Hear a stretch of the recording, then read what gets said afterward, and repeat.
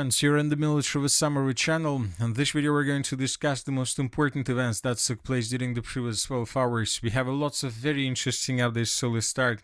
The first day of the Munich Security Conference has ended and we received lots of very interesting statements made by different leaders and different politicals. The President French Macron stated that if we reach a settlement on Ukraine, we will still have to contend with an aggressive Russia with a defensive industry on a sugar high and a bloated army.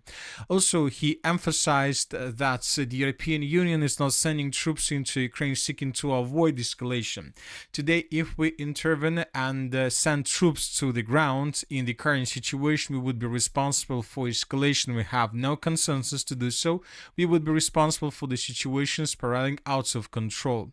The German Chancellor emphasized that Russia has to give up this terrible war against Ukraine and we have to do everything that is needed to bring them to the point where they see no further advantages in continuing this terrible war. We are not yet there, but look, this war is now lasting longer than the Second World War. It's terrible.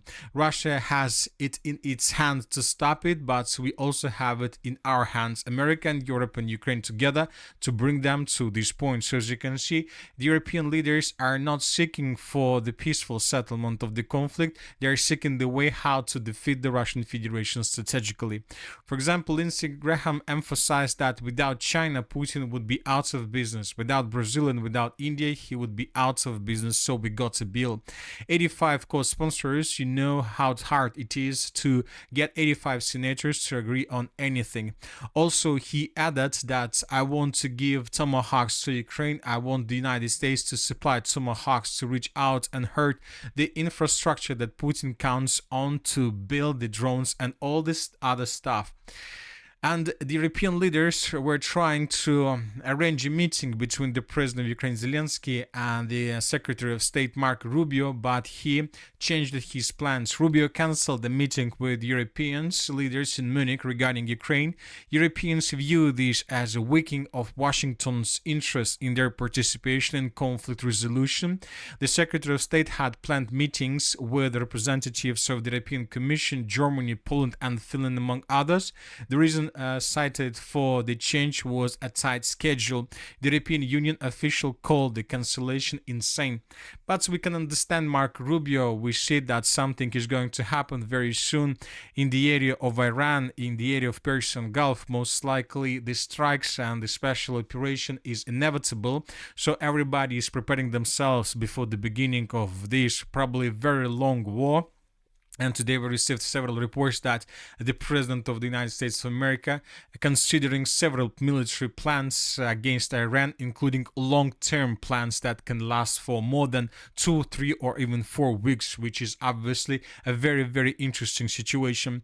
But let's return back to Ukraine. According to information we have, the next round of talks between Russia, Ukraine, and the United States of America are going to take place in Geneva on February 17-18. Kyiv will not change its delegation for the talks. Ukraine will not change the composition of its delegation for the next talks with Russia, despite the fact that the Russian side will be led this time by Vladimir Medinsky, not the GRU chief Igor Kostyukov. The Ukrainian delegation will include Kirill Budanov, Andrei Ignatov, David Arachmey, Sergei Kislitsa, and Vadim Skibitsky. So the Russians are going to change their delegations. The Ukrainians are not going to. So, and let's summarize everything. So, as a result of 2 days of different European big meetings, we are talking about meeting of Ramstein format and the first day of the Munich Security Conference. Ukraine will receive 38 billion in military aid this year from the participants of the Ramstein meeting, which took place yesterday. This includes over 500 million for American weapons and 2 billion for air defense. Largest donors this year: Germany 12.5 billion euro, Norway 7 billion, Sweden 3.7 billion, United Kingdom 3 billion, Denmark 2 billion. So Ukraine will receive lots of money, as you can see. So that is why the United States of America understands that most likely this war can last for a very long period of time. So that is why, according to information we have, the US is increasing pressure on Kyiv over Donbass. The Trump administration is increasing pressure on Ukraine, demanding concessions from Russia, including including the withdrawal of troops from Donbas. Washington's goal is to end the war by early summer. However, the specific levels or levers of pressure are not being publicly disclosed. Ukraine states that it will not sign the agreement without firm security guarantees from the West. Kyiv believes that Russia will reject any guarantees Ukraine deems sufficient. The form of the guarantees remains uncertain. Recent contacts only address technical issues without answers on the key terms.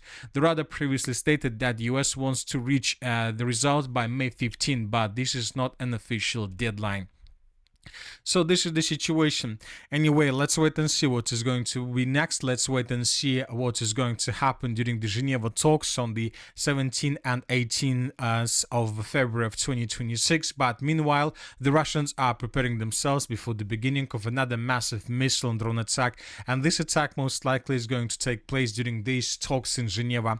Russia is planning another large-scale combined missile and drone attack on Ukrainian energy infrastructure, which will take place either tomorrow night or the night after.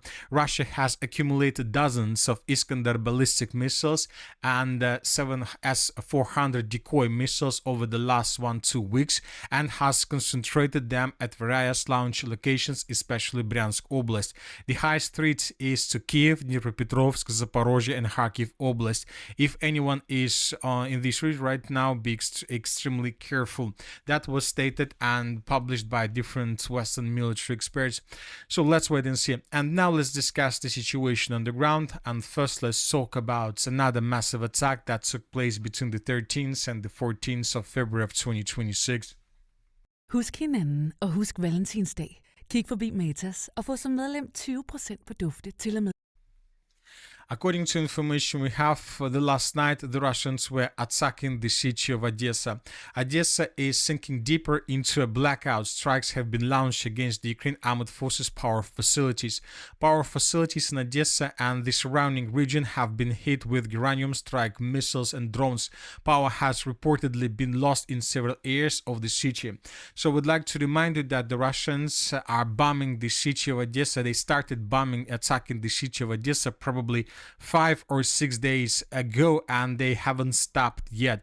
Almost every single day we receive videos from the city of explosions, of attacks. So these videos were received yesterday on the 13th of February of 2026. Yesterday it was reported that the Russians attacked an object of energy infrastructure or an object of critical infrastructure. Very heavy explosions, as you can see, were recorded. We can see the moments when power outages occurred. For example, the day before yesterday, on the 12th of February of 2026, we received almost the same picture. The Russians were bombing the city of Odessa significantly, dealing significant damage to power facilities, to port infrastructure, to different objects of critical infrastructure. Let's check the 11th of February. Probably the 11th of February, we haven't received anything. It seems that was the first day when the Russians began bombing and attacking the city of Odessa so heavily. We have a video from the city of Nikolaev. Here we can see that the Russians, as a result of attack, destroyed a train that the Ukrainians were using to move cargo in the southern direction. So it seems that something is brewing in the southern parts of Ukraine. And yesterday I noted for myself that we haven't received almost anything from the Kherson direction, probably for 2 or 3 months. And maybe this silence is something like a silence before a storm, right exactly in the southern regions. You know that the Russians, despite the fact that the Russians were completely cut off from the Starlink system, that the Russians stopped their offensive operation due to many reasons on many directions, maybe the weather or something else. I believe that the Russians have several strong cards and several surprises prepared for Ukraine. So maybe one of the surprises, maybe one of the strong cards will be shown somewhere in the southern regions in coming days, because we understand that sooner or later the conflict will be finished, and it seems that nobody, neither the Russians nor the Ukrainians, will be able to achieve their goals. Maybe partially both sides will be able to achieve. So that is why I think that it's time to show strong cards if you have some. Now let's discuss the situation in the Zaporozhye direction.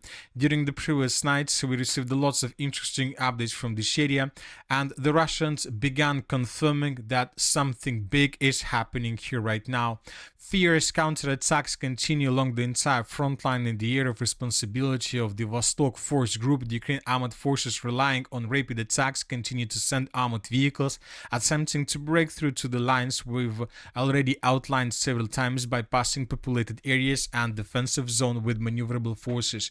So the Russians continue saying, the Russians are saying that there are very heavy clashes and that the Ukrainians are still trying to improve their positions in the northern parts of the Zaporozhye direction, trying to encircle the Russians on the Ukrainian side of the river of Gaichur, in the area of the settlement of Ternovate, and of course in the area of the villages of Avstapovska, Andriivka, Bratska. So Ukrainians are sending out thousands of soldiers, hundreds of soldiers each day, thousands of soldiers each week, hundreds of vehicles almost every single day. The Russians are saying that Ukraine suffered huge losses. You know, we don't have the Starlinks to understand what exactly is happening there. Maybe this is the reason why the Starlink was turned off, because Syrskyi realized, Zelensky realized, and Western leaders realized, and NATO, that without huge losses, the armed forces of Ukraine will not be able to regain control over these territories. We're talking about the territories along this yellow line, because without these territories, Ukraine will have less chances to save control over the siege of Zaporozhye during 2026. We have already discussed this several times, and the Russians understand this as well. They understand that if the Russians are able to repel all these attacks in this area and to save control over the main and strategical positions, it will be much more easier for the Russians to continue advancing further in the western direction during the spring and summer military campaigns. As of the previous 24 hours, we received lots of videos from the line of the settlements of Rizdvyanka and Vozdvizhivka. Here we can see vehicles that's most likely were taking participation in this counter-offensive operation, moving in the direction of the Russian lines, and how the Russians were attacking them with FPV drones and with artillery and with tank attacks or something like this. So as you can see, Ukrainians suffer huge losses in this area, and the Russians are still holding their lines. But you know that when talking about pro-Ukrainian sources, and this is the most interesting part, most of the pro-Ukrainian sources have already colored all these territories under complete control of the armed forces of Ukraine. But this is not the reality. There are still lots of Russian positions. Yes, the Ukrainians are trying to, as it was written by the Group of Forces East, the Ukrainians are relying on the rapid attacks, continue to send more armored vehicles, attempting to break through in the lines we already outlined several times, bypassing populated areas and the defensive zones. So the Ukrainians are trying to do something like this. They're moving their forces, they're trying to maneuver, trying to take under control three lines that are not taken by Russians. They're just trying to disrupt the logistic of the armed forces of the Russian Federation, to establish lots of pockets of the Russian forces, to encircle them, and then probably they believe they will be able to clear these pockets and to force the Russians to fall back. But the Russians, according to media, were prepared for this counter-offensive operation, and the Group of Forces East is one of the most experienced and powerful group of forces, so that is why this is not going to be a very easy trip for the Ukrainians. Anyway, let's wait and see what is going to be next. An IQ of 85 to 115 is considered average in the US.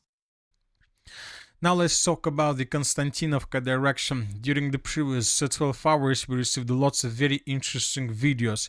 In this video, we can see how the Russians attacked a building in the northern parts of the southern part of the city. Very heavy explosion, and after the Russians attacked this construction with FAB 3000 bomb, as you can see, 50% of the building were reduced to ruins. So this video shows us and confirms that the Russians are still attacking this territory with all means, with all types of weapons they have, with the purpose to basically reduce the southern part of the city of Konstantinovka to ruins and to force the Ukrainians to fall back from this area. We believe that the city of Konstantinovka will suffer the same destiny as the city of Volchansk, at least its northern part. The siege of the city of Konstantinovka will last for a very long period of time, and the city most likely would be reduced till the dust. Another important video was published from the southeastern part of the settlement. Here we can see a Ukrainian soldier in the southeastern part of the city of Konstantinovka. This video shows us that the video was made on the 13th of February of 2026. Here we can see a Ukrainian soldier. His position was geolocated, and he's saying that the southeastern part of the city of Konstantinovka is under complete and strong control of the armed forces of Ukraine. This video was made right exactly at this point, and telling the truth, I don't know what to do with this video. Most likely I will adjust the map in Ukrainian favor, but now we are waiting for more proofs, more analysis from different sources to understand the exact positions of the armed forces of the Russian Federation in this area. But when talking about this video, of course, we need to adjust the map in this region, at least something like this. Anyway, let's wait and see. We need more information, more details. Maybe the video is archived and the pro-Ukrainian sources just added and changed the date. As for the Slaviansk direction, during the previous 12 hours, the Russians attacked the city of Konstantinovka with aviation. Lots of explosions were recorded. The Russians were using drones to attack logistic and warehouses. The Russians established certain control over the territory, and the Russians are keeping advancing further. As for the Kupiansk direction and as for the Kharkiv directions, during the previous 12 hours, we received lots of attacks with drones and with aviation. In this video, we can see how the Russians discovered another temporary deployment point of the armed forces of Ukraine, ammo depot, and the Russians attacked this ammo depot with drones, and then we can see a very heavy explosion. So, as I would like to point your attention to remind you, these days we start receiving lots of updates right exactly from the northeastern direction of the city of Kharkiv, which means that most likely, despite the fact that many experts reported that the Kharkiv direction is not going to be a primary but a secondary direction, we believe that the Kharkiv direction, at least the territory to the northeast of the Pechenegi Water Reservoir, is the primary task and target for the armed forces of the Russian Federation, because the Russians need to create a gap, a barrier, a buffer in the direction of the city of Belgrade with the purpose to reduce Ukraine's possibilities and capabilities to attack the city with missiles. And by the way, according to information we have, the last night the Ukraine armed forces shelled the city of Belgrade again with HIMARS missile systems. As a result of attacks, several buildings were damaged. So we see the Russians will try to create some buffer zone with the purpose to reduce attacks on the city. And that's it for the short video. Military Summary channel reminds to we condemn any violence in the world. Thank you for your watching. Subscribe to my channel, put your likes, join my Patreon, and have a good day. Bye bye.